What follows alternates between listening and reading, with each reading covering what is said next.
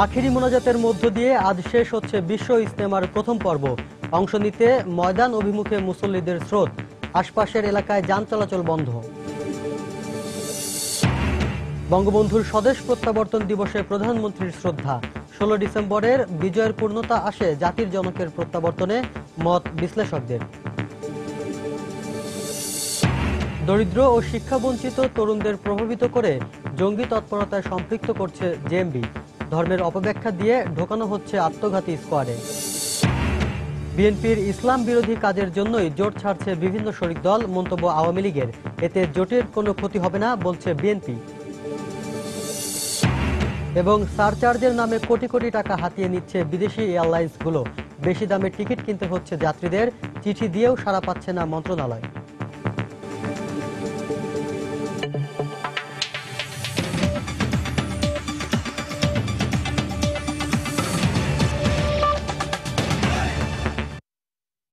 সময় সংবাদের সঙ্গে আছি আমি শাফিন জাহিদ।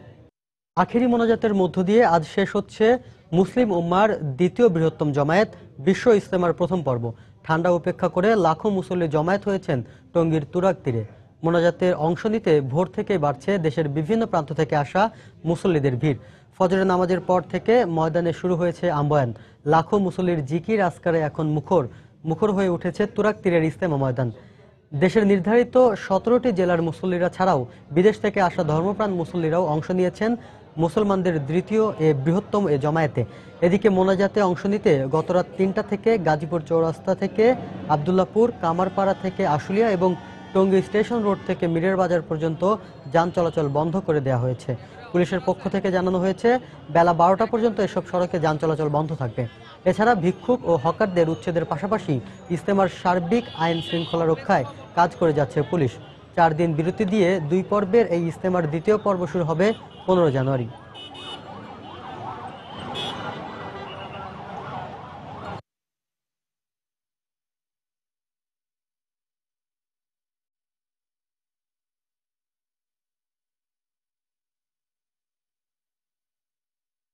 শীতকে উপেক্ষা করে আসা হলো একমাত্র আল্লাহকে সন্তুষ্টি করার জন্যই মূলত। গাড়ি চলে না, এই জন্য কষ্ট হইতেছে, ঠিক আছে। তারপরেও অনেক আনন্দ লাগতেছে, অনেক হাজার মানুষ আসছে। আমি টিভিতে অনেকবারই ইজতেমা দেখেছি, কিন্তু আসা হলো না, এবার প্রথমবারই আসলাম, তাই অনেক ভালো লাগছে। বাংলাদেশের প্রত্যেকটা মুসলমানের জন্য দোয়া করতে যাব, নিজের জন্য দোয়া করতে যাব এবং সকলের জন্য দোয়া করতে যাব। এটা হচ্ছে দ্বিতীয় ইসলামিক যে জলসা, এই জন্য আমরা এখানে আল্লাহর রাজি খুশি করার জন্য আমরা স্বামী স্ত্রী দুজনে আসছি। কত আলেম ওলামা লোক থাকে, তাদের যাতে আমাদের দোয়াটা যেন আল্লাহ কবুল করে নেয়, সেজন্য আমরা এই বিশ্ব ইজতেমায় অংশগ্রহণ করতে আসছি।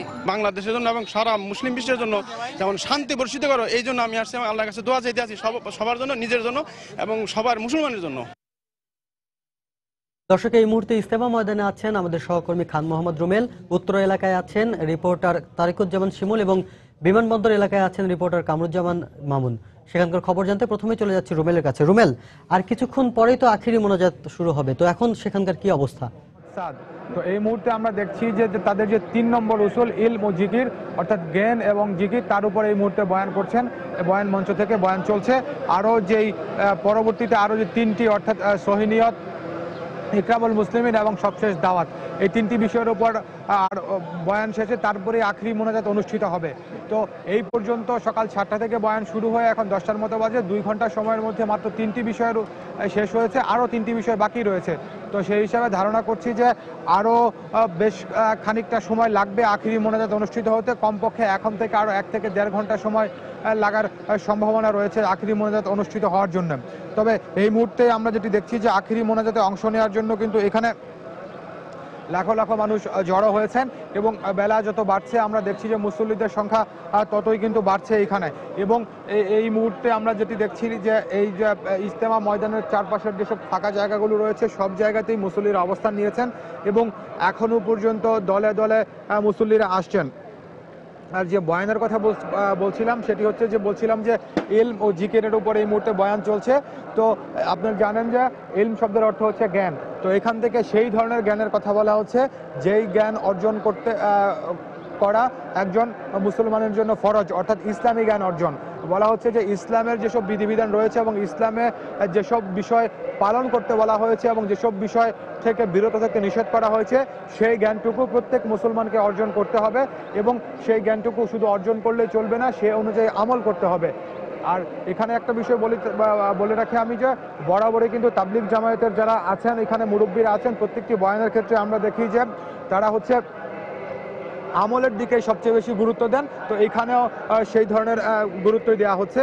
আর আরেকটা বিষয় বলা হচ্ছে যেটি জিকিরের বিষয়ে, তো বলা হচ্ছে যে একজন মুসলমান চাইলে সবসময় জিকিরের মধ্যে থাকতে পারেন।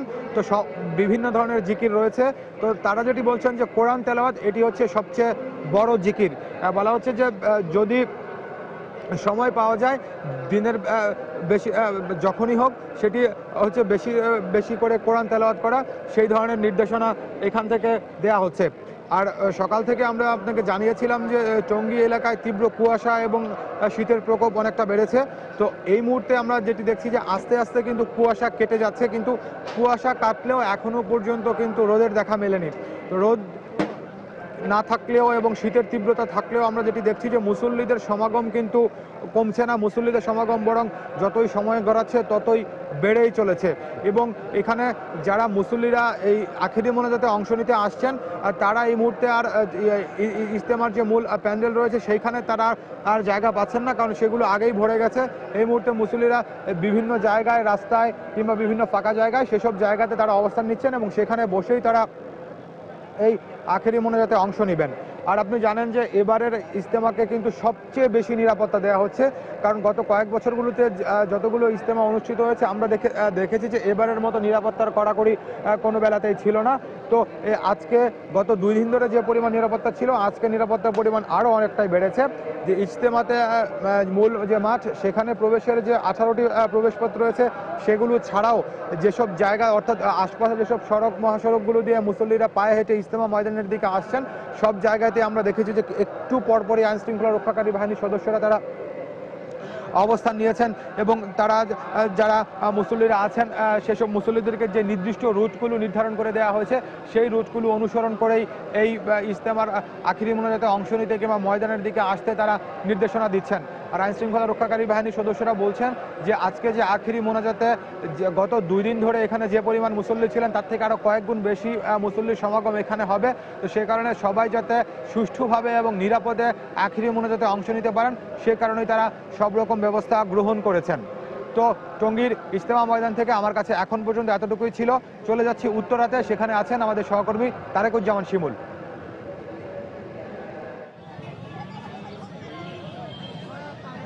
দর্শক, খান মোহাম্মদ রুমেল এতক্ষণ আপনাদেরকে যেমনটা জানাচ্ছিলেন যে আসলে ইজতেমা ময়দান পুরোটি কানায় কানায় পূর্ণ হয়ে গেছে। তো এখন আমি যে পর্যায়ে যেখানে দাঁড়িয়ে আছি এটি হচ্ছে আসলে উত্তরার প্রধান যে ফটক দিয়ে আসলে বলা চলে যে ইজতেমা ময়দান প্রবেশ করা হয়।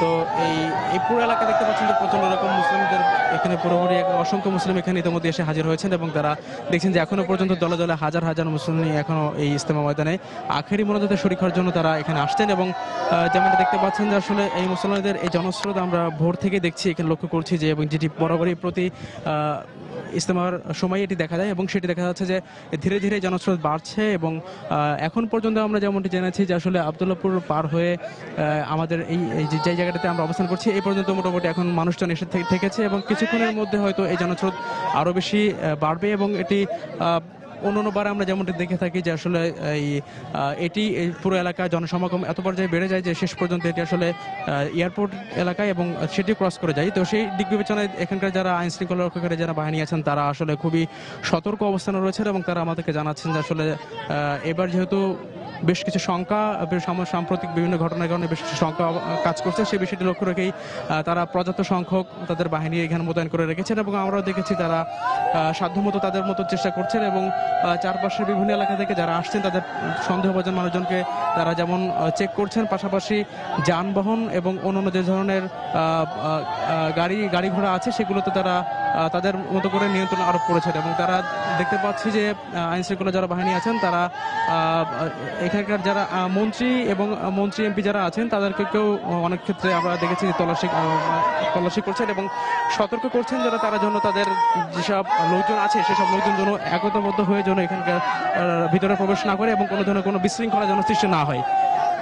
তো আরেকটি বিষয় আপনাদেরকে জানাতে চাই, আসলে আমরা যে পয়েন্টে দাঁড়িয়ে আছি এটি আসলে একটি বলা চলে যে তিনটি রাস্তার একটি মিলনস্থল, এবং এখানে আমরা যেমনটা দেখতে পাচ্ছি যে আসলে মূল যে সড়ক সেই সড়কে প্রচুর মানুষজন থাকার কারণে এবং যানবাহনের উপরে কড়াকড়ি থাকার কারণে বেশ এখানকার মানুষজন আশপাশে যেসব সংযোগ সড়ক যেগুলো আছে, বিশেষ করে এই উত্তর এলাকায় যেসব সড়কগুলো আছে সেসব সড়কগুলো দিয়ে তারা এর ভিতরে এই এলাকায় আসার চেষ্টা করছেন, কারণ তারা চাচ্ছেন যে একটু আসলে কোনো ধরনের ভিড় কিংবা কোনো ধরনের অনাকাঙ্ক্ষিত কোনো ঘটনা কিংবা কোনো ধরনের কোনো অসামঞ্জস্যতা লক্ষ্য করে তারা চাচ্ছেন যে এখানে চলে আসার জন্য। তো এই জনস্রোত এখনোর মতো চলছে এবং ধীরে ধীরে আসলে আমরা দেখতে পাচ্ছি যে জনস্রোত বাড়ছে, এবং জনস্রোত যদি এভাবে বাড়তে থাকে তাহলে শেষ পর্যন্ত তারা সবাই আশা করছেন যে আসলে খুবই কাঙ্ক্ষিত উপায় এবং খুবই সুষ্ঠুভাবে আজকের এই জনসমাগম এটি শেষ হবে, এবং এই ইসলাম ময়দান থেকে তারা আসলে যে আখেরি মোনাজাতের কথা যেটা বলা হচ্ছে দেশ এবং জাতির জন্য তারা চেষ্টা করবেন। তো দর্শক, এখন পর্যন্ত আমার কাছে এটা ছিল শেষ খবর, এবং এরপরে আমাদের সহকর্মী আছেন মামুন বিমানবন্দর এলাকায়, তার কাছে চলে যাচ্ছে সরাসরি জানার জন্য। মামুন।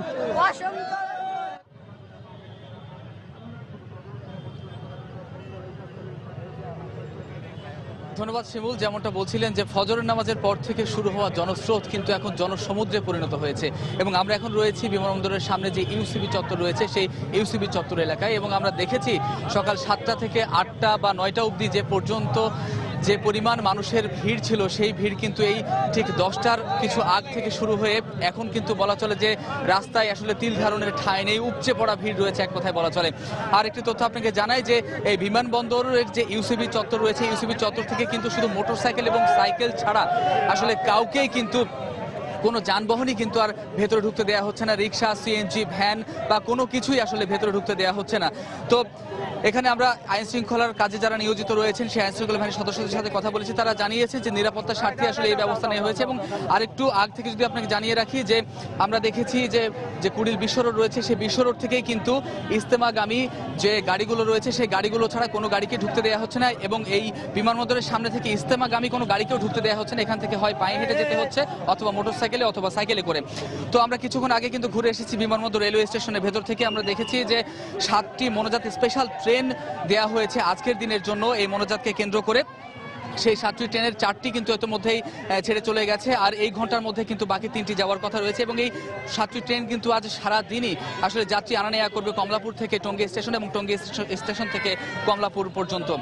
আমরা এখানে এসে যেমনটি দেখছি যে আসলে এখনো মানুষ যাচ্ছেন, এবং তারা বলছেন, আমি তাদেরকে প্রশ্ন করেছিলাম যে আপনারা আসলে এই 10-10:30 থেকে 11:30টার ভেতরে যে কোনো সময় মোনাজাত শুরু হতে পারে, আমরা যতদূর জানতে পেরেছি, তো এই সময়ের ভেতরে তো আসলে ময়দান পর্যন্ত পৌঁছাতে পারবেন না। তো তারা তাদের মনের আকুতি দিয়ে যেমনটি বলেছেন, আমাদেরকে বলছেন যে যত কাছাকাছি থাকা যায় ময়দানের, তারা এমন প্রত্যাশা নিয়ে এমন আকাঙ্ক্ষা নিয়ে আসলে ময়দানের দিকে এগিয়ে যাচ্ছেন, এবং যত কাছাকাছি পৌঁছানো যায় সেখানে যদি মোনাজাত শুরু হয়ে যায় তারা স্ব জায়গায় দাঁড়িয়ে সেখান থেকে আসলে মহান আল্লাহ রাব্বুল আলামিনের দরবারে তারা হাত তুলবেন। তো আমরা এখন পর্যন্ত দেখছি যে জনস্রোত কিন্তু বাড়ার দিকে আছে, এবং এখনো কিন্তু কুয়াশা, বেলা কিন্তু 10টা বেজে গেছে কিন্তু চারিদিকে কিন্তু ঘন কুয়াশা এখনো রয়েছে, সূর্যের দেখা কিন্তু এখনো মেলেনি। তারপরেও শত কুয়াশা শীত উপেক্ষা করে কিন্তু মানুষজন ছুটছেন। শুধু যে আসলে মুসল্লিরাই যাচ্ছেন তা নয়, আমি অনেক নারীকে দেখেছি, অনেক শিশুকে দেখেছি, অনেক বয়োবৃদ্ধ মানুষকে দেখেছি যারা ঠিকমতো হাঁটতেও পারে না, খুঁড়িয়ে খুঁড়িয়ে হলেও তারা বলছেন যে আজকে এই আখিরি মোনাজাতে আমরা অংশ নিতে এসেছি। তো এই আখিরি মোনাজাত কেন্দ্র করে কিন্তু বলা চলে যে রাস্তায় প্রত্যেকটি জায়গায় আসলে উৎসব মুখর একটি পরিবেশ কাজ করছে, যেমনটি আমাদের অন্য সহকর্মীরা জানাচ্ছিলেন। আমরা যতদূর জানতে পেরেছি যে মাওলানা সাদ সাহেব, যিনি গত বছর আসলে এই আখিরি মোনাজাত পরিচালনা করেছিলেন, তার আগে কিন্তু 96 সাল থেকে মাওলানা জুবাইরুল হাসান এই আখিরি মোনাজাত পরিচালনা করতেন। তার মৃত্যুর পর থেকে কিন্তু মাওলানা সাদ সাহেব গত বছর এই মোনাজাত পরিচালনা করেন, এবং তারই ধারাবাহিকতায় এবছরও তিনি আসলে মোনাজাত পরিচালনা করবেন। তো এখানে আসলে আমরা এখন পর্যন্ত জেনেছি যে স্থানীয় যে মসজিদগুলো রয়েছে এই মসজিদে আসলে সেই মোনাজাতের যে মাইকের সংযোগ, সেই সংযোগ কিন্তু এই স্থানীয় মসজিদগুলোতে দিয়ে দেওয়া হবে, এবং এখানে যারা পৌঁছাতে পারবেন না সেই মুসল্লিরা কিন্তু এই স্থানীয় মসজিদের মাইকে সেই মোনাজাত শুনে তারা এখানে থেকেই হাত তুলতে পারবেন। আমরা এখানে আগত কিছু নারীর সাথে কথা বলেছিলাম, তারা বলছেন যে তারা হজে গিয়েছিলেন এবং হজে গিয়ে তারা সেখানে শুনেছেন যে বাংলাদেশের দ্বিতীয় বৃহত্তম মুসলিম জামাত অনুষ্ঠিত হয়, এবং অনেকে প্রথমবার এসেছেন আসলে এই দোয়া কবুলের জামাতে অংশ নিতে, এমনটা জানিয়েছেন এখানে আসা শত শত মুসল্লি। শত শত বললে ভুল হবে, আসলে লাখ লাখ মুসল্লি। তো শাফিন, আমার কাছে এখন পর্যন্ত এই ছিল শেষ। মোনাজাত শুরু হবার পর কিন্তু সরাসরি আপনাদের নিয়ে যাব আবার মোনাজাতে। দর্শক, আখিরি মোনাজাতের খবর জানাতে আমাদের সাথে যোগ দিয়েছিলেন আমাদের সহকর্মীরা, আর এই জন্য ইজতেমা ময়দান থেকে খান মোহাম্মদ রুমেল, উত্তর এলাকা থেকে তারেকুজ্জামান শিমুল এবং বিমানবন্দর এলাকা থেকে কামরুজ্জামান মামুন ছিলেন আমাদের সাথে। আজ ঐতিহাসিক 10 জানুয়ারি, জাতির জনক বঙ্গবন্ধু শেখ মুজিবুর রহমানের স্বদেশ প্রত্যাবর্তন দিবস। দীর্ঘ 9 মাস পাকিস্তানের কারাগারে আটক থেকে এদিন স্বাধীন বাংলাদেশের মাটি স্পর্শ করেন বঙ্গবন্ধু। রাজধানীর তেজগাঁও বিমানবন্দর থেকে সোহরাওয়ার্দী উদ্যানের সভামঞ্চ পর্যন্ত লাখো মানুষ বরণ করে দেন বাংলার এই অবিসংবাদিত নেতাকে। বর্তমান সময়ে রাজনীতিবিদ ও বিশ্লেষকরা মনে করেন 16 ডিসেম্বরের বিজয়ের পূর্ণতা আসে বঙ্গবন্ধুর প্রত্যাবর্তনের মধ্য দিয়ে। আরো জানাচ্ছেন ইজাজ সৌমিক। রক্ত যখন দিয়েছি, রক্ত আরো দেব। উত্তাল মার্চে বঙ্গবন্ধুর এই ভাষণ যেন শোষিত বাঙালিকে আরো উজ্জীবিত করে তোলে। সংগ্রাম আমাদের মুক্তির সংগ্রাম। তাদের কণ্ঠকে স্তব্ধ করতেই পাকিস্তানি সেনাবাহিনী অপারেশন সার্চলাইটের নামে নিরস্ত্র বাঙালির উপর হায়নার মতো ঝাঁপিয়ে পড়ে। অভিযানের শুরুতেই পাক হানাদাররা বাঙালির অবিসংবাদিত নেতা বঙ্গবন্ধু শেখ মুজিবুর রহমানকে ধানমন্ডির বাসা থেকে বন্দী করে পাকিস্তানে কারারুদ্ধ করে রাখে। দীর্ঘ 9 মাসের রক্তক্ষয়ী সংগ্রাম শেষে মুক্তির সোপানে পৌঁছে বীর বাঙালি। আর পরাজিত পাকিস্তানি শাসক গোষ্ঠী আন্তর্জাতিক চাপে শেষ পর্যন্ত বঙ্গবন্ধুকে মুক্তি দিতে বাধ্য হয়। ইয়াহিয়া যখন ভুট্টোর কাছে ক্ষমতা হস্তান্তর করেন, সেই সময় তার শেষ দাবিটি ছিল যে শেখ মুজিবকে যেন ফাঁসি দেওয়া হয়, কিন্তু ভুট্টো পারেননি, কারণ আন্তর্জাতিক একটি চাপ ছিল। 7 মার্চের ভাষণের পরিপূরক ভাষণ 10 জানুয়ারির ভাষণ। একটা দেশ স্বাধীন হলে অন্তত দুটো কাজ করতে হয়, একটা হচ্ছে জাতি গঠন আর একটা হচ্ছে রাষ্ট্র গঠন। বঙ্গবন্ধু অলিখিত ভাষণে মোট 15টি বিষয়ের মধ্যে দিয়ে তার এই দুটো প্রধান বিষয়কে তুলে ধরবার চেষ্টা করেছিলেন সেদিন জনতার সামনে। পাকিস্তানের বন্দিদশা থেকে মুক্তি পেয়ে স্বাধীনতার মহানায়ক বঙ্গবন্ধু লন্ডন, দিল্লি হয়ে রক্তস্নাত ও যুদ্ধবিধ্বস্ত সদ্য স্বাধীন বাংলাদেশে ফিরে আসেন। সৃষ্টি হয় এক আবেগঘন ও আনন্দমুখর মুহূর্ত। বঙ্গবন্ধু ফিরে আসবে কিনা সবাই অনিশ্চিত ছিল। বাঙালিরা পাকিস্তানের কারাগারে তিনি বন্দী ছিলেন। জীবিত বঙ্গবন্ধু ফিরে আসে যে আনন্দ, এটা ভাষায় প্রকাশ করা যাবে না। তো এটি আমি বলতে পারি, সেখানে তরুণ বয়সে বঙ্গবন্ধু যখন দেখলাম ফিরে আসছেন, তিনি কেঁদেছেন, বাঙালিকে কাঁদিয়েছেন আনন্দ বেদনায়। 16 ডিসেম্বরে আমরা বিজয় অর্জন করেছিলাম ঠিকই, কিন্তু 72-এর 10 জানুয়ারি স্বাধীনতার বিজয় পূর্ণতা পেয়েছিল, যখন জাতির জনক বঙ্গবন্ধু শেখ মুজিবুর রহমান তার স্বপ্নের বাংলাদেশে ফিরে আসেন মুক্ত মানুষ হিসেবে। 10 জানুয়ারি ঐক্যবদ্ধ জাতিকে শুধু স্বাধীনতায় নয়, যে অর্থনৈতিক ও রাজনৈতিক মুক্তির স্বপ্ন জাতির স্থপতি দেখিয়েছিলেন তা বাস্তবায়নে রাজনীতিবিদদের জোরালো ভূমিকা রাখার আহ্বান জানান এই রাজনৈতিক বিশ্লেষক। ইজাজ সৌমিক, সময় সংবাদ, ঢাকা। এদিকে দিবসটি উপলক্ষে জাতির জনকের প্রতিকৃতিতে শ্রদ্ধা জানিয়েছেন প্রধানমন্ত্রী শেখ হাসিনা। সকালে ধানমন্ডি 32 নম্বরে বঙ্গবন্ধুর প্রতিকৃতিতে শ্রদ্ধা জানায় দলটির অঙ্গ ও সহযোগী সংগঠনগুলো। এ সময় আওয়ামী লীগ নেতারা বলেন, বাংলাদেশকে ব্যর্থ করতে পাকিস্তানিদের চক্রান্ত বাস্তবায়নে কাজ করছেন বিএনপি নেত্রী বেগম জিয়া। শাহ আলী জয়ের রিপোর্ট। 1972-এর আজকের দিনে স্বাধীন বাংলাদেশে ফিরে আসেন জাতির জনক বঙ্গবন্ধু শেখ মুজিবুর রহমান। দিনটিকে উদযাপন করা হয় বঙ্গবন্ধুর স্বদেশ প্রত্যাবর্তন দিবস হিসেবে। ঐতিহাসিক দিনটিতে জাতির জনকের প্রতি শ্রদ্ধা জানান বঙ্গবন্ধু কন্যা। ধানমন্ডি 32 নম্বরে প্রতিকৃতিতে শ্রদ্ধা নিবেদন করেন আওয়ামী লীগের নেতারাও। শ্রদ্ধা জানিয়ে দলটির বর্ষিয়ান নেতা আমির হোসেন আমু বলেন, পাকিস্তান বাংলাদেশ বিরোধী চক্রান্ত এখনো অব্যাহত রেখেছে। তিনি অভিযোগ করেন, পাকিস্তানের উদ্দেশ্য বাস্তবায়নে এদেশে কাজ করছেন বিএনপি নেত্রী বেগম খালেদা জিয়া। পাকিস্তান তো বটে, এবং পাকিস্তানের দোসর হিসেবে সেদিন যারা আমাদের মুক্তিযুদ্ধের বিরোধিতা করেছিল, তারা কোনো আজ পর্যন্ত এই দেশটিকে মেনে নিতে পারেনি। খালেদা জিয়া আন্দোলন শুরুই করেছিল যেই দিন থেকে যুদ্ধাপরাধীদের বিচার শুরু হয়েছিল এবং যুদ্ধাপরাধীদের আসামির কাঠগড়ায় দাঁড় করানো হয়েছে, সেদিন থেকে মূলত তিনি আন্দোলন শুরু করেছিলেন। তার আন্দোলনের মূল লক্ষ্য উদ্দেশ্য হচ্ছে যুদ্ধাপরাধীদের মুক্ত করা, এবং যেটা পাকিস্তানিরা চায় এই দেশকে আবার সেই খাতে প্রবাহিত করতে, সেই রাজনীতির ধারক বাহক এবং মুখপাত্র হচ্ছে বেগম খালেদা জিয়া। দলের সাধারণ সম্পাদক সৈয়দ আশরাফুল ইসলাম বলেন, বাংলাদেশকে নিয়ে পাকিস্তানিদের কোনো ষড়যন্ত্রই সফল হবে না। বাংলাদেশ একটা স্বাধীন রাষ্ট্র, 7 দিন স্বাধীন রাষ্ট্র হিসেবে থাকবো, সেটা কিন্তু পাকিস্তানের কোনদিন আপনার বিশ্বাস করে না। কিন্তু 40 বছর পরেও কিন্তু বাংলাদেশ এগিয়ে চলছে। সেটাই হলো বঙ্গবন্ধুর সবচেয়ে বড় সৃষ্টি। আপনি যে ষড়যন্ত্রের কথা বললেন, এই ষড়যন্ত্র কি 40 বছরও পারে নাই, আর কোনোদিনও পারবে না। প্রধানমন্ত্রীর শ্রদ্ধা নিবেদনের পর বঙ্গবন্ধু ভবন প্রাঙ্গণ খুলে দেয়া হয় সাধারণের জন্য। শ্রদ্ধা জানায় আওয়ামী লীগের অঙ্গ ও সহযোগী সংগঠনের নেতাকর্মী এবং সর্বস্তরের মানুষ। শাহ আলী জয়, সময় সংবাদ, ঢাকা। 20 দলীয় জোট থেকে ইসলামী ঐক্য জোটের একাংশের বেরিয়ে যাওয়ার ঘোষণা রাজনীতিতে নতুন মেরুকরণের ইঙ্গিত দিচ্ছে। বিএনপির ইসলাম বিরোধী কর্মকাণ্ডের কারণেই দলটি এমন সিদ্ধান্ত নিয়েছে বলে দাবি আওয়ামী লীগের। তবে আওয়ামী লীগের দাবি ভিত্তিহীন বলে মন্তব্য করে বিএনপি জানায় এতে 20 দলীয় জোটের কোনো ক্ষতির আশঙ্কা নেই। তবে রাজনৈতিক বিশ্লেষকরা মনে করেন সংসদীয় গণতন্ত্রে জোটভুক্ত এই দলগুলোর ভূমিকা খুবই কম। মুজাহিদ শুভর রিপোর্ট। ইসলামী ঐক্য জোট ঘোষণা করছে যে 20 দলের সাথে আমাদের কোনো সম্পর্ক নেই। গত বৃহস্পতিবার 20 দলীয় জোট থেকে সরে যাওয়ার ঘোষণা দেয় ইসলামী ঐক্য জোটের একাংশ। ওই দিন বিকেলে দলটির অপর অংশ সংবাদ সম্মেলনের মাধ্যমে 20 দলীয় জোটে থাকার সিদ্ধান্ত জানায়। ঐক্য জোটের এমন সিদ্ধান্তে মিশ্র প্রতিক্রিয়া দেখা যায় রাজনৈতিক অঙ্গনে।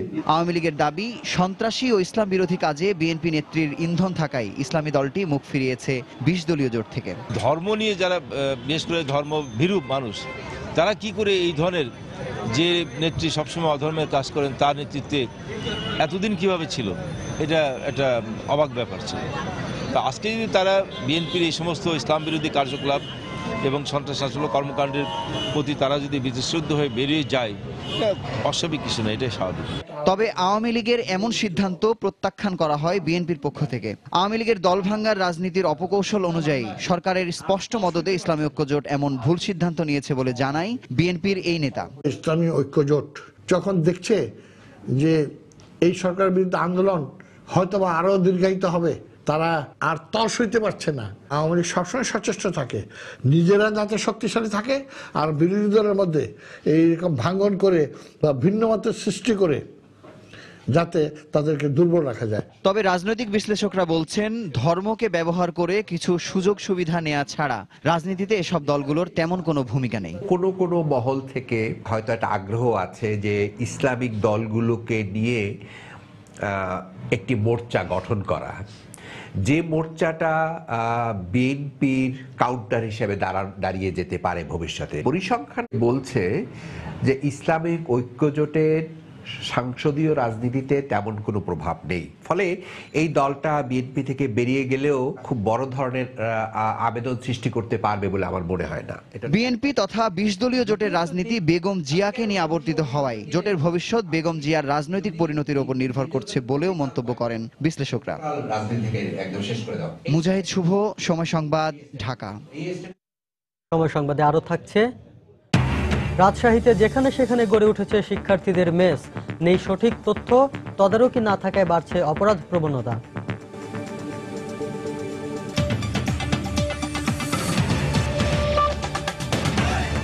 তাই তো সবাই বলে শিল্পাল্লার দিন শেষ, মেগা ডিজিটাল স্কেলে বাংলাদেশ। দেশের প্রত্যন্ত অঞ্চলের দরিদ্র এবং পড়ালেখা না জানা তরুণদের প্রভাবিত করে জঙ্গি তৎপরতায় সম্পৃক্ত করছে নিষিদ্ধ ঘোষিত জঙ্গি সংগঠন জেএমবি। তবে মাদ্রাসা শিক্ষার্থীরাই এদের মূল লক্ষ্য। পুলিশের অনুসন্ধানে জানা গেছে, ধর্মের অপব্যাখ্যা দিয়ে এদেরকে ঢোকানো হচ্ছে আত্মঘাতী স্কোয়াডে। বিস্তারিত জানাচ্ছেন কমল দে। গাইবান্ধার গোবিন্দগঞ্জের বুলবুল সরকার, ঝিনাইদহের কোটচাঁদপুরের বাবু, কিশোরগঞ্জের কটিয়াদি জাবেদ কিংবা দিনাজপুরে বিরল গ্রামের আশাত হোসেন, এদের সবাই দরিদ্র পরিবারের সন্তান। লেখাপড়াও তেমন করেনি। এদের অশিক্ষার পাশাপাশি দারিদ্রতার সুযোগ নিয়েছে জঙ্গি নেতারা। জঙ্গি নেতাদের মগজদোলাইয়ের শিকার হয়ে এরা এখন জঙ্গি সংগঠন জেএমবির সক্রিয় সদস্য। এমনকি কেউ কেউ নিয়েছে আত্মঘাতী হওয়ার তালিমও।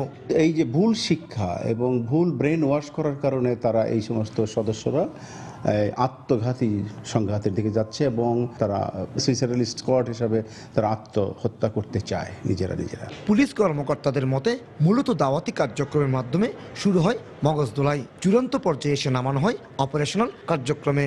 নিম্ন আয়ের এবং মাদ্রাসা যারা পড়ুয়া, বিজ্ঞান ভিত্তিক যেখানে কোনো জ্ঞান নেই, সেই ধরনের ছেলেদেরকে তারা ধর্মীয় মূল্যবোধ বিখ্যাত ব্যাখ্যা দিয়ে সম্পৃক্ত করছে। এই লেভেলটা খুব বেশি এডুকেটেড না যে তারা এই বিষয় সম্পর্কে সঠিক কোনটা বেঠিক এটা নির্ধারণ করতে পারে, যার ফলে যারা তাদেরকে মোটিভেট করে তারা এক্ষেত্রে গুরুত্বপূর্ণ ভূমিকা পালন করে তাদেরকে এই পথে নিয়ে আসার জন্য।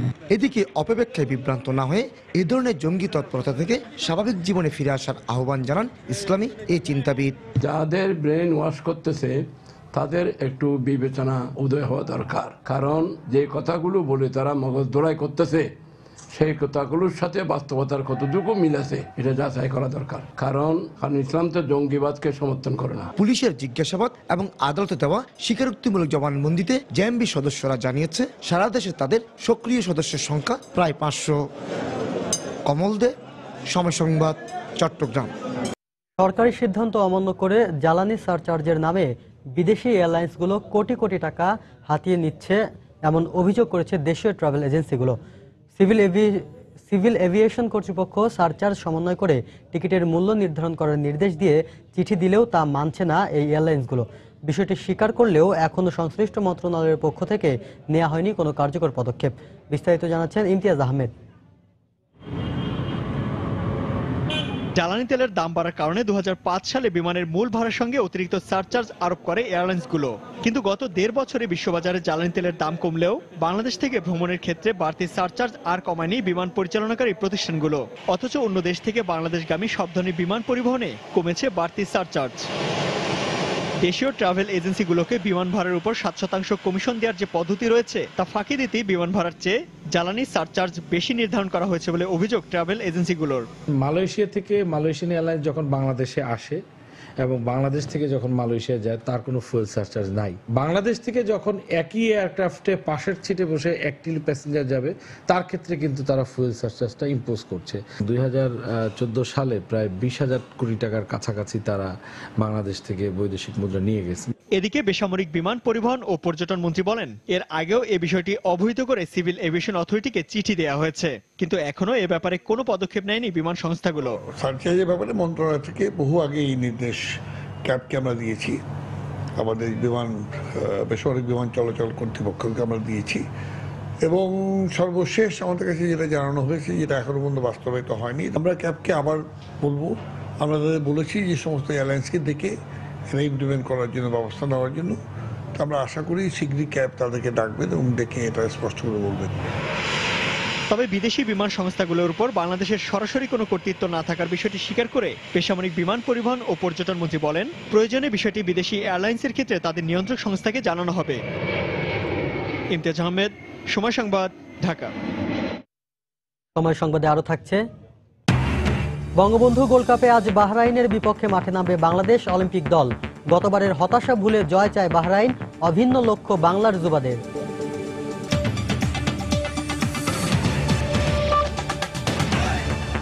আরএফএল ওয়াটার পাম্প, পানি দেবে টেনশন নয়। রাজশাহীতে মহল্লার অলিগলিতে যত্রতত্র গড়ে উঠেছে মেস। পুলিশ বা সিটি কর্পোরেশন কারো কাছেই নেই এর সঠিক তালিকা। এতে একদিকে রাজস্ব হারাচ্ছে সিটি কর্পোরেশন, অন্যদিকে তদারকি না থাকায় নানা অপরাধের সূত্রপাত হচ্ছে এখান থেকে। আব্দুল সালামের তোলা ছবিতে রাকিবুল হাসানের প্রতিবেদন। শিক্ষানগরী রাজশাহী, এখানে সরকারি ও বেসরকারি মিলিয়ে বিশ্ববিদ্যালয় পর্যায়ে প্রতিষ্ঠানের সংখ্যা 15টি। এইসব শিক্ষা প্রতিষ্ঠানের যথেষ্ট আবাসন ব্যবস্থা না থাকায় গত 1 দশকে শহরের বাণিজ্যিক মেসের তুলনায় অলিতে গলিতে মেসের সংখ্যা বেড়েছে। নগরীর বিনোদপুর, রাজারহাতা, সবজিপাড়া, দরগাপাড়া সহ বেশ কয়েকটি এলাকায় এর আধিক্য বেশি।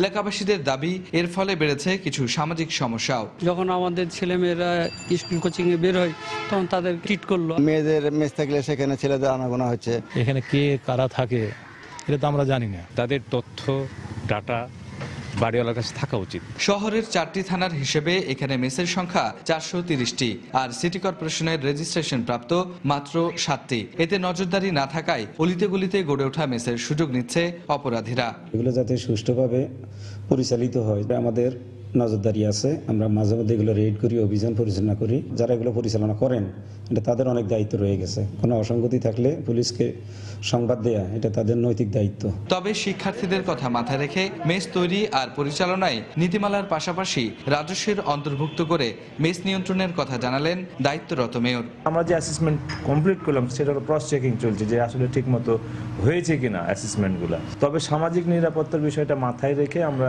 পরিষদে আলাপ আলোচনা করেছি যে যত্রতত্র যেখানে সেখানে মেস করা যাবে না। রাজশাহীতে আবাসন ব্যবস্থা রয়েছে এমন 8টি শিক্ষা প্রতিষ্ঠানের প্রায় 1 লাখ শিক্ষার্থীর জন্য মাত্র 17,000-এর আবাসনের ব্যবস্থা রয়েছে প্রতিষ্ঠানগুলোতে। রাকিবুল হাসান, সময় সংবাদ, রাজশাহী। ভারত থেকে আরও 100 মেগাওয়াট বিদ্যুৎ আমদানি করতে প্রতি ইউনিটের দাম নির্ধারণ হয়েছে 6 টাকা 43 পয়সা। গতকাল সন্ধ্যায় রাজধানীর একটি হোটেলে বাংলাদেশ ও ভারতের টেকনিক্যাল কমিটির সমঝোতা বৈঠকে এই সিদ্ধান্ত চূড়ান্ত করা হয়। ভারতের ত্রিপুরা রাজ্যের পালাটানা থেকে কুমিল্লা হয়ে ওই বিদ্যুৎ জাতীয় গ্রিডে আগামী 1 মাসের মধ্যে যোগ হবে। এর আগে বিদ্যুতের ক্রয় সংক্রান্ত চুক্তি করবে দুদেশ। গতকাল বিকেলে দুদেশের টেকনিক্যাল কমিটির সমঝোতা বৈঠকে আমদানির সব বিষয় ও বিদ্যুতের মূল্য নির্ধারণ করা হয়। পরে সন্ধ্যায় যৌথ সংবাদ সম্মেলনে ভারতের ত্রিপুরা রাজ্যের বিদ্যুৎ মন্ত্রী মানিক দে জানান, সবকিছু প্রস্তুত, এখন শুরু হবে বিদ্যুৎ প্রবাহের প্রক্রিয়া। এ সময় নসরুল হামিদ জানান, খুব শিগগিরই ভারতের ওই বিদ্যুৎ আসবে বাংলাদেশে। আমাদের পাল্লাটানা প্রজেক্টের ক্ষেত্রে বাংলাদেশ আমাদেরকে সহযোগিতা করেছে। টেকনিক্যাল কমিটি সমগ্র বিষয়টার দ্বারা কয়েক রাউন্ড মিটিং করেছেন। আজকেও টেকনিক্যাল কমিটি বসেছেন। পরবর্তী পর্যায়ে হবে এগ্রিমেন্ট। তারপর এগ্রিমেন্ট হওয়ার পরেই তখন গিয়ে বিদ্যুৎ দেওয়ার বিষয়টাকে চূড়ান্ত রূপ নেবে। এটার মধ্য দিয়ে নিশ্চয়ই আমরা চাইব যে উভয় দেশ, আমরা প্রতিবেশী, আমাদের মধ্যে একটা সুসম্পর্ক আরও বাড়বে, সুদৃঢ় হবে। ত্রিপুরার সরকার আমাদেরকে 100 মেগাওয়াট বিদ্যুৎ দেওয়ার জন্য ওনারা রাজি হয়েছেন। ত্রিপুরা থেকে আমরা আগামী 1 মাসের মধ্যে 100 মেগাওয়াট বিদ্যুৎ নিতে যাচ্ছি, যার ট্যারিফ হবে 5.50 রুপিস। এটা বর্তমানে 5 বছরের জন্য হবে। এখানে আমরা যখন বিদ্যুৎ নিব তখনই আমরা বিদ্যুতের দাম দিব, যখন বিদ্যুৎ নিব না তখন আমরা বিদ্যুতের দাম দিব না। এই শর্তেই আমরা ভারত থেকে বিদ্যুৎ নিতে যাচ্ছি।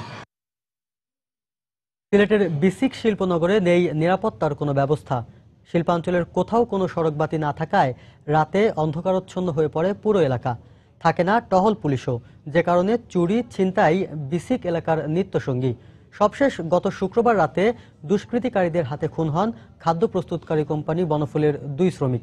নওশাদ আহমেদ চৌধুরীর তোলা ছবিতে আরও জানাচ্ছেন আব্দুল আহাদ।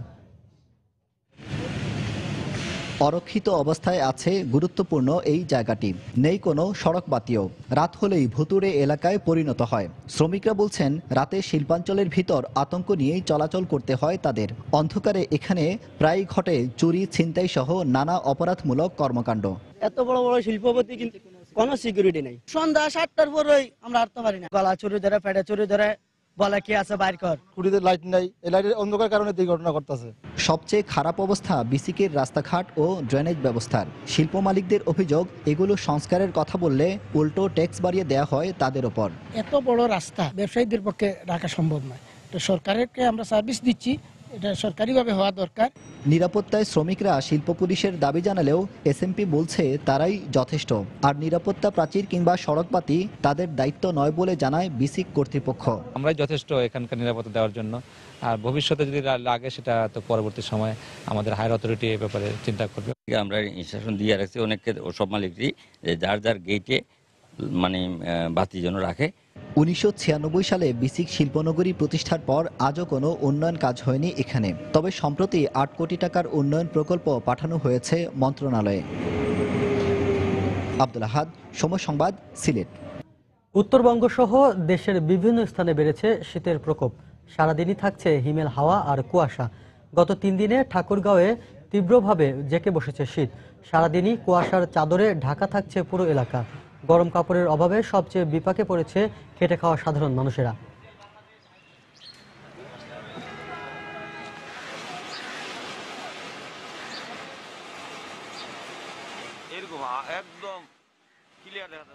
এদিকে পঞ্চগড়ে কুয়াশা আর তীব্র ঠান্ডায় বিপর্যস্ত জনজীবন। সকাল থেকে কুয়াশা থাকায় সড়কগুলোতে হেডলাইট জ্বালিয়ে চলাচল করছে যানবাহন। জনসাধারণের স্বাভাবিক জীবনযাপনেও ঘটছে ছন্দপতন। 9টার আগে বাইরে হওয়া যাচ্ছে না, কাজকর্ম করা যাচ্ছে না, কি করে খাবো? ঠান্ডার মধ্যে মনে করেন এরকম কুয়াশা থাকলে এই যে মানে এখন গাড়ি করে রাস্তা কিছুই দেখা যায় না। ঠান্ডায় বাড়ছে বাইরে না, এরকম অবস্থা, এই বাইরে যে অবস্থা খারাপ হয়ে গেছে একবারে। এই জায়গা তো ঠান্ডা পড়ছে, এরকম ঠান্ডা 50 বছরের উপরে। ঠান্ডার কারণে বাড়ি থেকে বের হতে খুব কষ্ট হচ্ছে। তারপরে এখন কর্মস্থলে যেতে হবে। দেশের বাইরের খবর, জার্মান চ্যান্সেলর অ্যাঙ্গেলা মার্কেল দেশটিতে শরণার্থীদের জন্য কঠোর আইন করার প্রস্তাব করেছেন। দেশটির কোলন শহরে বর্ষবরণ অনুষ্ঠানে নারীদের যৌন হয়রানির ঘটনায় শরণার্থীদের জড়িত থাকার প্রমাণ মেলায় এ প্রস্তাব করেছেন তিনি। মার্কেলের প্রস্তাব অনুযায়ী যে আশ্রয় প্রার্থীরা জার্মানিতে অপরাধের সঙ্গে জড়িয়ে পড়বেন তাদের দ্রুত দেশে ফেরত পাঠানোর ব্যবস্থা করা হবে। সে দেশের বর্তমান আইন অনুযায়ী কোনো আশ্রয় প্রার্থীর 3 বছরের কারাদণ্ড থাকলে বা জীবনের ঝুঁকি না থাকলে জোরপূর্বক ফেরত পাঠাতে পারে জার্মান সরকার। এদিকে বর্ষবরণের দিন নারী নির্যাতনের ঘটনাকে কেন্দ্র করে শনিবারও ইসলাম বিরোধী সংগঠন পেগিদা কোলনে বিক্ষোভ করেছে।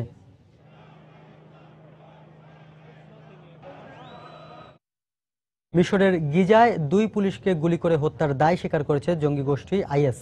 শনিবার পুলিশকে লক্ষ্য করে হামলা চালায় জঙ্গিরা। এর কিছুক্ষণ পরই আইএসের পক্ষ থেকে বলা হয় শুক্রবার পুলিশের সঙ্গে সংঘর্ষে জঙ্গি গোষ্ঠীটির 2 সদস্যের মৃত্যুর প্রতিশোধ নিতেই হামলা চালানো হয়েছে। বেশ কিছুদিন ধরেই জঙ্গি গোষ্ঠীটি মিশরে মাথাচাড়া দিয়ে উঠেছে। শুক্রবারই মিশরের পর্যটন নগরী হারগাদায় একটি 5 তারকা হোটেলে ছুরিকাঘাত করে 3 বিদেশি পর্যটককে আহত করে। পরে পুলিশের গুলিতে নিহত হয় 2 হামলাকারী।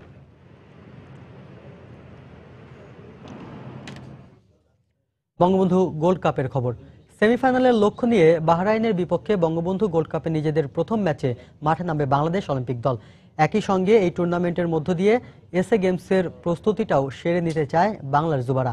অন্যদিকে অভিন্ন লক্ষ্য নিয়ে বাহরাইনও চায় গেল বঙ্গবন্ধু গোল্ড কাপের হতাশা ভুলে জয় দিয়ে টুর্নামেন্ট শুরু করতে। যশোর শামসুল হুদা স্টেডিয়ামে 2 দলের ম্যাচটি শুরু হবে আজ বিকেল 2:45টায়। সুমন সরকারের ক্যামেরায় যশোর থেকে আরো জানাচ্ছেন এসএম ইকবাল।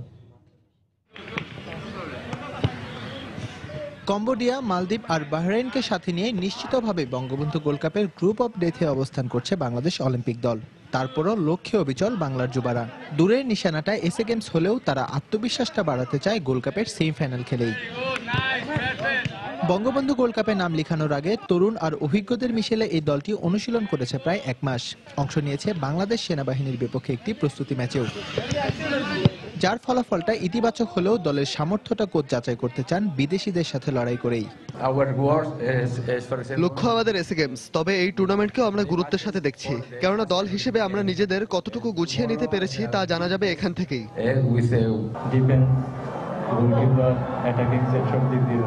এখন এটা ভালো জিনিসটা আমাদের এখন মাঠে করতে হবে। এদিকে বাংলাদেশে আসার আগে মাত্র 7 দিন অনুশীলন করেছে বাহরাইন। তবে দলটির অধিকাংশ ফুটবলারই নিয়মিত খেলছে দেশটির প্রথম বিভাগ লিগে। তাই প্রস্তুতি কম হলেও তারুণ্য নির্ভর এই দলটি নিয়ে গেল বঙ্গবন্ধু গোল্ড কাপের হতাশা ভুলতে চান কোচ।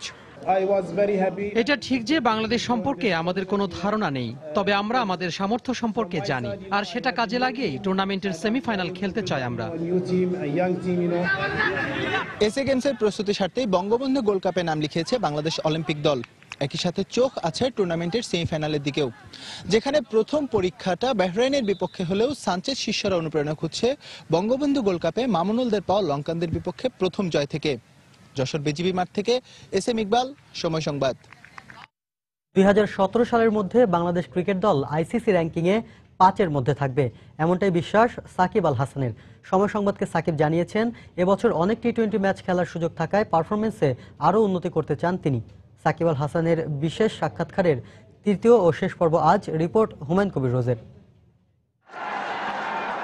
ইতিহাসে 2015 সালটা ওয়ানডেতে বাংলাদেশকে দুহাত ভরে দিয়েছেন ক্রিকেট বিধাতা। তাই তো ওয়েস্ট ইন্ডিজ ও পাকিস্তানকে পেছনে ফেলে গৌরবময় অর্জনে প্রথমবারের মতো র্যাঙ্কিংয়ে 7 নম্বর উঠে টাইগাররা নিশ্চিত করেছে 2017 সালে চ্যাম্পিয়ন্স ট্রফি। তবে এখানে তৃপ্ত না হয়ে রঙিন পোশাকের বিশ্বসেরা অলরাউন্ডার সাকিব আল হাসান ওয়ানডে ক্রিকেটে বাংলাদেশকে নিয়ে যেতে চান আরো শীর্ষ পর্যায়ে। আমরা বলতাম যে 10 বছরের ভেতর 5-এর ভেতর দেখতে চাই, যেটা ওয়ানডেতে এখন সম্ভব। তো 16তে যদি আমরা ওটা করতেই পারি, আর 2 ধাপই তো আগাতে হবে। ওয়ানডে তো আমরা অবশ্যই রাইট ট্র্যাকে আছি এখন। সো আমি খুবই আশাবাদী যে আমাদের 5-এর ভেতরে যাওয়া খুবই সম্ভব within a year.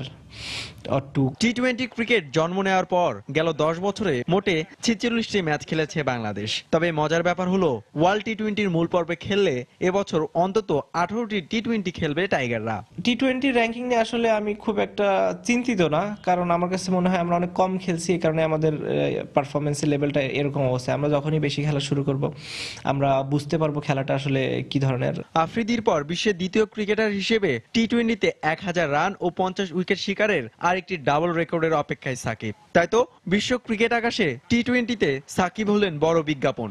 মাতিয়েছেন BPL, Big Bash, IPL O PCL. মাতানোর অপেক্ষায় আছেন পিএসএল। অনেক বড় পাওয়া যে টানা 6টা বছর একটা টিমের হয়ে খেলা কিন্তু ইজি না। তো এই বিষয়টা নিয়ে গর্ববোধ করি যে এরকম একটা টুর্নামেন্ট, যেহেতু আমরা আইপিএলটাকে ধরি হচ্ছে ফ্র্যাঞ্চাইজি টুর্নামেন্টের সব থেকে বড় টুর্নামেন্ট, দুবাইতে হবে, অবশ্যই সুন্দর জায়গা, অবশ্যই এক্সাইটেড। সাথে মুশফিক ভাই আছে একই টিমে, তামিম খেলবে আরেক টিমে। এ পর্যন্ত বাংলাদেশের হয়ে মাত্র 38টি টি-20তে 45 উইকেট আর 847 রান করেছেন সাকিব আল হাসান। হুমায়ুন কবির রোজ, সময় সংবাদ, ঢাকা। ফুটবল রিয়াল ম্যানেজার হিসেবে জিনেদিন জিদানের প্রথম ম্যাচে জয় পেল রিয়াল মাদ্রিদ। গ্যারেথ বেলের হ্যাট্রিকে দেপোর্তিভো লা করুনাকে 5-0 গোলে হারিয়েছে লস ব্ল্যাঙ্কোসরা। অন্যদিকে এফএ কাপে শেফিল্ড ইউনাইটেডকে 1-0 গোলে হারিয়েছে ম্যানচেস্টার ইউনাইটেড। সাবেক রিয়াল মাদ্রিদ তারকা জিনেদিন জিদানের ম্যানেজার হিসেবে অভিষেকের রাতে বড় জয় পেল রিয়াল মাদ্রিদ। 15 মিনিটেই গোল বন্যার সূচনা করে ফরাসি স্ট্রাইকার করিম বেনজেমা। এরপর 22 মিনিটে ব্যবধান দ্বিগুণ করেন গ্যারেথ বেল। 49 ও 63 মিনিটে আরও 2টি গোল করে নিজের হ্যাট্রিক পূরণ করেন ওই ওয়েলসম্যান। ইনজুরি কষ্টার্জিত জয় পেয়েছে ম্যানচেস্টার ইউনাইটেড। ওল্ড ট্রাফোর্ডেতে শুরু থেকেই আক্রমণ সানায় রুনি মাতারা, কিন্তু শেফিল্ডের রক্ষণ ভেদ করতে পারেনি তারা।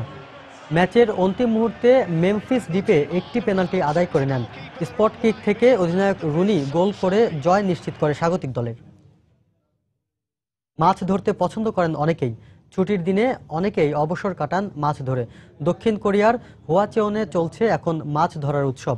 পরিবার নিয়ে উৎসব উপভোগ করতে এসেছেন অনেকেই। দূর থেকে দেখে মনে হতে পারে এখানে হন্যে হয়ে সবাই গুপ্তধন খুঁজছে, কিন্তু ব্যাপারটা মোটেও তা নয়। কিছু একটা সবাই খুঁজছেন ঠিকই, তবে তা গুপ্তধন নয়, মাছ। শনিবার দক্ষিণ কোরিয়ার হোয়াচেয়ন শহরে আয়োজন করা হয় এক অদ্ভুত মাছ ধরার প্রতিযোগিতার, যার নিয়ম ছিল কোনো ধরনের বড়শি বা টোপ ছাড়া খালি হাতেই প্রতিযোগীকে মাছ ধরতে হবে। একে তো হাতে নেই মাছ ধরার কোনো যন্ত্র, তার উপর আবার প্রচন্ড ঠান্ডা, তবুও আটকে রাখা দায় অংশগ্রহণকারীদের। আমি আমার মেয়েকে নিয়ে এসেছি, ভালোই লাগছে যদিও আবহাওয়াটা বেশ ঠান্ডা। মাছ খুঁজতে খুঁজতে হয়রান প্রতিযোগীদের মধ্যে যারাই এমন মাছের সন্ধান পাচ্ছেন তারাই কামড় বসিয়ে দিচ্ছেন জ্যান্ত মাছে। এ নিয়ে দ্বিতীয়বার এলাম আমি দক্ষিণ কোরিয়ায়। সৌভাগ্যবশত দুবারই এই প্রতিযোগিতায় অংশগ্রহণ করতে পেরেছি আমি। দেখি আগামী বছর আমার বাচ্চাদেরও নিয়ে আসবো। মাছ ধরা শেষে চলে খাওয়া দাওয়ার পালা। যে যা ধরে আনা মাছগুলো ইচ্ছে মতো রান্না করে খেয়ে দেন এতে। হোয়াচেয়নের মেয়র জানিয়েছেন শনিবার শুরু হওয়া এই উৎসব চলবে 31 জানুয়ারি পর্যন্ত। 2003 সালে এই উৎসব শুরুর পর থেকেই প্রতি বছর কয়েক লাখ মানুষ এতে অংশ নিয়ে থাকেন। এবারও তার ব্যতিক্রম হবে না বলেই আশাবাদ প্রকাশ করেছেন তিনি। তানজিম মুনিয়াত, সময় সংবাদ। এ পর্যায়ে শীর্ষ সংবাদ জানিয়ে দিচ্ছি আরেকবার। আখেরি মোনাজাতের মধ্য দিয়ে আজ শেষ হচ্ছে বিশ্ব ইজতেমার প্রথম পর্ব। ময়দান অভিমুখে মুসল্লিদের স্রোত, আশেপাশের এলাকায় যান চলাচল বন্ধ। বঙ্গবন্ধুর স্বদেশ প্রত্যাবর্তন দিবসে প্রধানমন্ত্রীর শ্রদ্ধা। 16 ডিসেম্বরের বিজয়ের পূর্ণতা আসে জাতির জনকের প্রত্যাবর্তনে, মত বিশ্লেষকদের। দরিদ্র ও শিক্ষা বঞ্চিত তরুণদের প্রভাবিত করে জঙ্গি তৎপরতায় সম্পৃক্ত করছে জেএমবি। ধর্মের অপব্যাখ্যা দিয়ে ঢোকানো হচ্ছে আত্মঘাতী স্কোয়াডে। বিএনপির ইসলাম বিরোধী কাজের জন্যই জোট ছাড়ছে বিভিন্ন শরিক দল। মন্তব্য আওয়ামী লীগের, এতে জোটের কোনো ক্ষতি হবে না বলছে বিএনপি। এবং সারচার্জের নামে কোটি কোটি টাকা হাতিয়ে নিচ্ছে বিদেশি এয়ারলাইন্সগুলো। বেশি দামের টিকিট কিনতে হচ্ছে যাত্রীদের, চিঠি দিয়েও সাড়া পাচ্ছে না মন্ত্রণালয়। এই ছিল এখনকার মতো। যে কোনো খবর পেতে ভিজিট করুন সময়নিউজ.tv। যে কোনো বাংলা লিংক, রবি ও সিরিয়াল নম্বর থেকে সময় সংবাদের খবর, অনুষ্ঠান সম্পর্কে জানতে এবং যে কোনো তথ্য সময় সংবাদকে জানাতে ডায়াল করুন 16242 নম্বরে। এছাড়া এইমাত্র পাওয়া খবর আপনার মোবাইলে পেতে SMS করুন *SN লিখে পাঠিয়ে দিন 16242 নম্বরে। সঙ্গেই থাকুন সময়ের।